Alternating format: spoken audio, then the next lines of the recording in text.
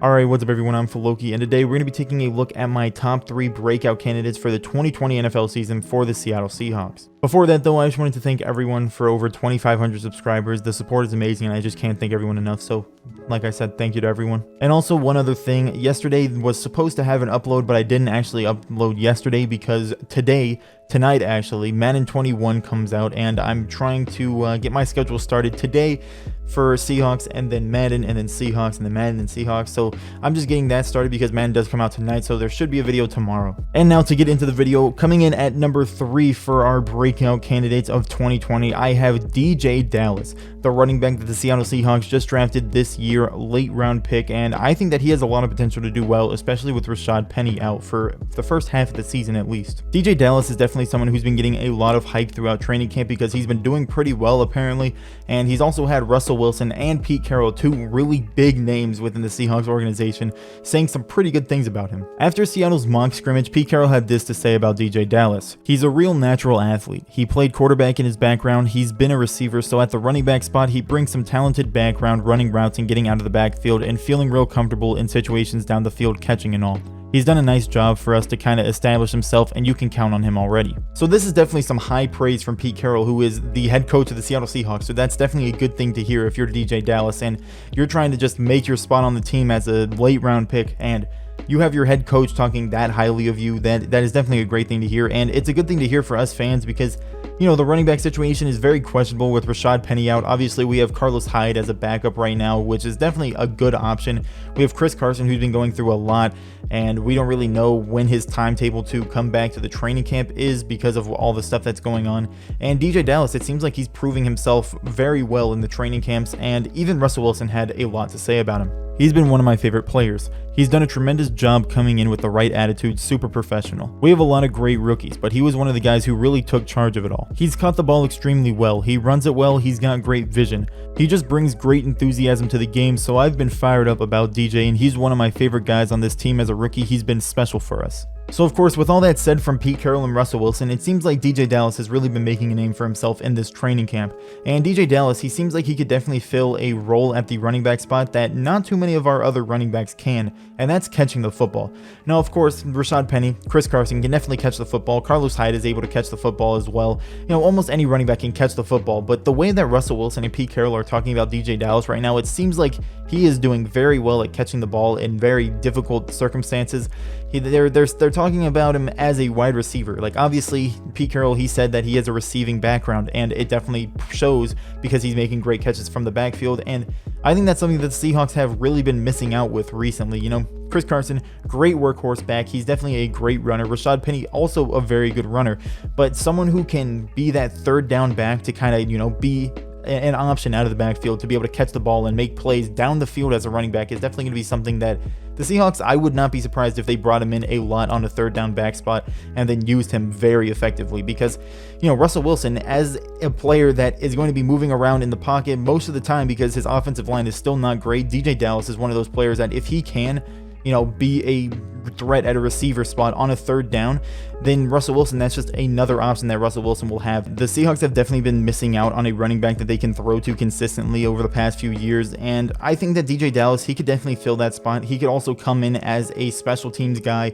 a return guy, and I mean, he can definitely make an impact in a bunch of different places on the team, and honestly, I wouldn't be surprised if he gets a lot of playing time in just normal snaps. He gets some rushes. The Seahawks definitely have a very good running back group, so it's going to be difficult for Deejay Dallas to get consistent snaps on that team because, you know, Chris Carson, Carlos Hyde, Travis Homer, we're going to have Rashad Penny back after week 6, most likely if he is able to return.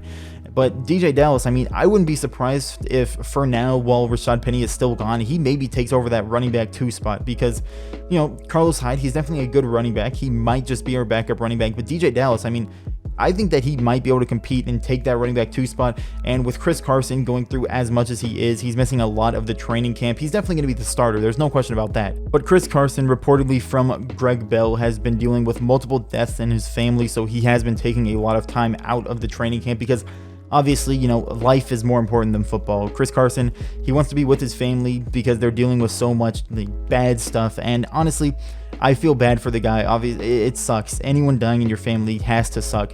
And for that many deaths in such a short amount of time, like, that has to be horrible for Chris Carson, horrible for his family. And I wish them the best of luck. I hope that, they get past this. And I hope Chris Carson comes back and he does really well. I hope that, Chris Carson, he takes the time that he needs. I think he'll still have the running back spot and the running back 1. I think that his spot is safe on this team. It's really about that running back 2 spot, and I think that Deejay Dallas might just take that over from Carlos Hyde. And with Chris Carson not being at most of these training camps because of all the bad stuff that's happening with him and his family, I think that maybe there is a chance that Deejay Dallas might get a little bit more snaps than usual. Maybe Chris Carson isn't in the greatest of shape because he missed most of the training camps so far, and then Deejay Dallas might come in to get a bit more snaps than he normally would have as a running back 2 if he can make it to that spot. And I think Deejay Dallas as a third down running back, where I think the Seahawks might just use him quite a bit because of his reported catching abilities from Pete Carroll and Russell Wilson, with all they've said about his catching ability, I think that there is a good chance that he might have a very good season. He might just kind of fly under the radar for most teams. Most teams won't really think about him, but then he might come out, get a couple big games here and there if he is given the opportunities, kind of like Rashad Penny had some huge games last year when he was given more opportunities. They just fed the hot hand once he started doing good early in the game, and I think Deejay Dallas could be something like that early on in the season. And coming in at the number 2 spot for our breakout candidates for 2020, I'm going to say Benson Mayowa might just come out and have a great season as a Seahawks pass rusher and maybe even lead the Seahawks in sacks. Benson Mayowa, like Deejay Dallas, is yet another player who's been getting a lot of high praise from Pete Carroll throughout the training camps right now. And I mean, Pete Carroll, he definitely seems excited to have him, and that's definitely a good thing to hear, because Benson Mayowa, I think he should definitely be used as a starter, as a veteran option. I think he might be one of the better pass rushers we have now, a more consistent option in my opinion. And it's good to see that Pete Carroll is enjoying him being at training camp and liking what he's been seeing, because it might just mean that he's going to do well for us. It might just mean he'll be getting opportunities for us. And I think we might just have another Chris Clemens situation with Benson Mayowa here. This comparison is definitely something that is being used a lot right now, and it's definitely something that's kind of like a shot in the dark. Like, hey, look, this happened, and coincidentally they're in the same years, and coincidentally this might just happen. So I think that obviously it's all just a matter of how will Benson Mayowa do. I don't know if he will be like Chris Clemens, but there's definitely a chance that he could be. There's a lot of things that are pretty close when it comes to how their careers have led up to this point right now. That voice crack. Chris Clemens, for anyone who doesn't know, is someone who did very well for the Seahawks, but before then he was on 3 different teams in his first 5 years and only started a total of 3 games and never did too well, but then he came to the Seahawks and he was an absolute monster. Chris Clemens came to the Seahawks in his age 29 season and ended up playing 4 years with the Seattle Seahawks, and in the first 3 years with the Seahawks he had 33.5 sacks. That was 11 sacks the first year, 11 sacks the second year, and then 11.5 the third year.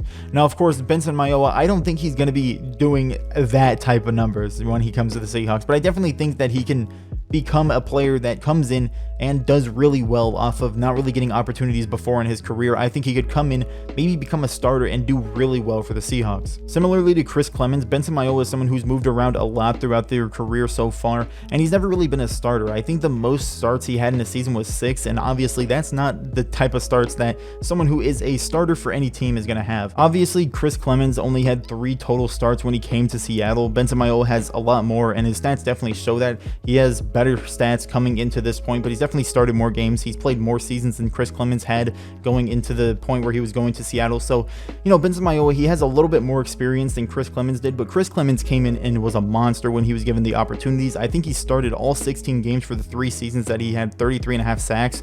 So, Benson Mayowa, I think he might have a similar thing where he comes in, gets a lot more opportunities, maybe even becomes a full-time starter and goes absolutely wild, just destroys, does really well, and honestly, I'd be completely up for it. Last year with Oakland, Benson Mayowa had 7 sacks in the first 8 games, and then the Raiders just kind of gave up on trying to make the playoffs and played a lot more younger players, so Benson Mayowa definitely lost out on a ton of snaps, didn't really play much in the second half of the season, so he really only finished with 7 sacks, but 7 sacks in the first 8 games, if he continues to, have that type of production with the Seahawks and he's starting those 16 games or, getting relatively close to starting snaps in 16 games, I think that the production might be really good. Chris Clemens, he obviously came in and completely dominated. He started all 16 games in, I think, the 3 years that he was like going crazy with 33.5 sacks.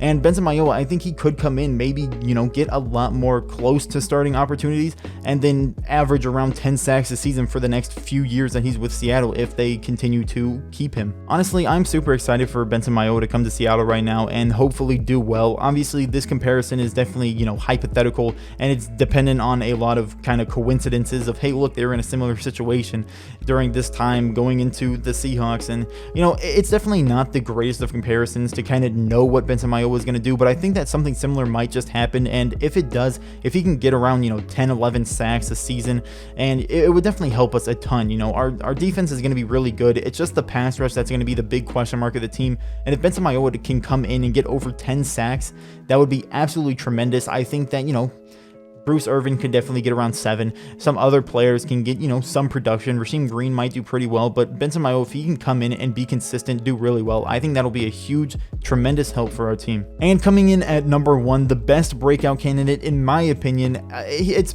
pretty obvious. Everyone's had him as their number 1 breakout candidate for the Seahawks, and that is DK Metcalf. I mean, the man's just a freak of nature. He's huge. He's a mismatch for anyone. He's tall. He's muscular. He's athletic. If you put a small corner on him that'll keep up in speed, he's gonna just body them and be bigger than them. If you put a corner that's at his height that can maybe, keep up with his height and maybe stop him from catching a ball over him, he's just going to beat him with speed. There's some cornerbacks that can definitely cover DK Metcalf, but if you're going to be putting your most talented cornerback on the second best wide receiver on the Seahawks, you're going to have some problems. So either they're going to be looking out for Tyler Lockett, who's definitely the number 1 option right now, or they're going to be looking out for DK Metcalf, who is definitely a burner down the field, who can definitely create some big plays and be a big problem for almost any team's secondary. Obviously, DK Metcalf is someone who I think almost every Seahawks fan is going to be super excited for this season, and I'm one of those people because DK Metcalf last year, he came off of the draft where he slipped so far because everyone just started doubting him and they started hating on him. They started saying, oh, he doesn't have hip mobility, his, cone drill sucked, he's going to be not good, his size and speed just running streaks all the time isn't going to work in the NFL. But then the Seahawks found a way to use him really well. He had 900 yards, 7 touchdowns as a rookie. Definitely insanely good. He did really well against the Eagles in the playoffs. So, he has definitely proved himself. And I think coming into this next season, he's going to be a very big threat for the Seahawks. Obviously, we're going to have Tyler Lockett, who's going to be a very good option to catch almost every single pass. We're going to have Phillip Dorsett, who's going to be yet another super speedy, deep threat that almost any team's going to have to watch out for. You can't just lose Phillip Dorsett. He's just going to burn you downfield because he is super fast. DK Metcalf, he is super fast. He's tall. He's just going to be a mismatch for almost anybody. And if the Seahawks somehow find a way to bring in Josh Gordon, absolutely insane. Then there's just another player that defenses have to watch out for, and then DK Metcalf might have it a bit easier, or Tyler Lockett might have it a bit easier, or Josh Gordon might have it a bit easier, because there's going to be so many people for defenses to have to worry about that they're not going to be able to put great cornerbacks on all 3 of these great, threats that the Seahawks have, and maybe even 4 if they do pick up Josh Gordon. So I think DK Metcalf, with all the talent around him at the receiving spot, Tyler Lockett, Phillip Dorsett at receiver, and then the great tight ends, Will Dissly, Greg Olsen that we have, DK Metcalf, there's going to be a lot of focus on everyone else, and maybe there's going to be a ton of focus on him some games, but I think DK Metcalf more often than not is going to have less of the focus than everyone else, so he's going to be having big games, and he's probably going to be making a lot of big plays. And of course, with the let Russ cook debate going on right now, I think the Seahawks might just move to a more pass-heavy scheme, just a little bit more, because, Chris Carson, he's dealing with a ton of stuff with his family. Prayers up to him and his family. I hope that, everything goes well for them. Obviously, dealing with deaths is something that is horrible for anyone.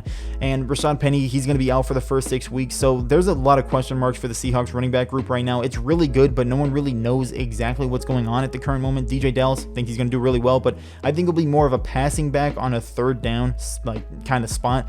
But then DK Metcalf, when you look at it, Russell Wilson, if he's throwing more, that means there's going to be more long bombs for DK Metcalf. There's going to be more risks taken earlier onto the game. And, DK Metcalf, he is one of those players where they take the deep threat risk. DK Metcalf, he can burn his cornerback, and then if it's a one-on-one with a safety, I'm going to throw the ball up to DK almost every single time, because DK is probably taller than 99% of the safeties in the NFL. I don't know the actual stats of that, but DK Metcalf is huge. I don't think there's any safety in the NFL that, stature-wise compares to him. Now, obviously, there's definitely a chance that teams focus more on DK Metcalf than anyone else because they don't want to get burnt deep for huge plays that are going to result in big touchdowns for the Seahawks and big momentum shifters. So maybe they focus on DK Metcalf more. Then that just means that every single other person on the offense when it comes to, tight ends, Greg Olsen, Will Dissly, Tyler Lockett, Philip Dorsett, maybe Josh Gordon if the Seahawks end up picking him up, that just means that those players will have easier times. And I think that one of these players on the Seahawks, receiving core is going to do absolutely amazingly because everyone else is going to be taking the focus. So I think even if DK Metcalf doesn't have this huge breakout season because he's focused a lot more by defenses, then that just means that Tyler Lockett's going to do even better, or Philip Dorsett or Will Dissly or Greg Olsen will do even better. So, either way, I think it's a win-win for the Seahawks receiving group because you're going to have maybe 2 or 3 players focused, then you have 2 or 3 other players that are going to be really good options for Russell Wilson.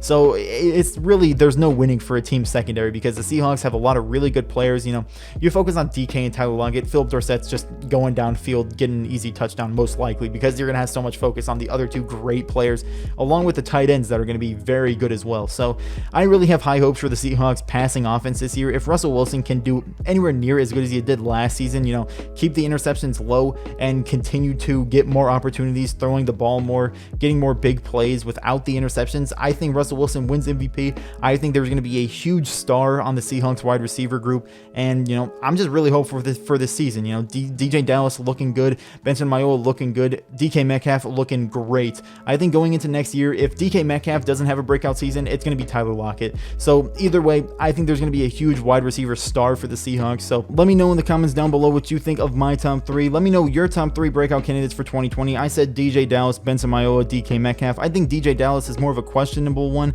but he's been talked so highly about from Pete Carroll and Russell Wilson. I think he's definitely getting some opportunities, and I think he'll prove himself. I think that he'll definitely do well with those opportunities, and I have high hopes for him, and really everyone on this list I have high hopes for.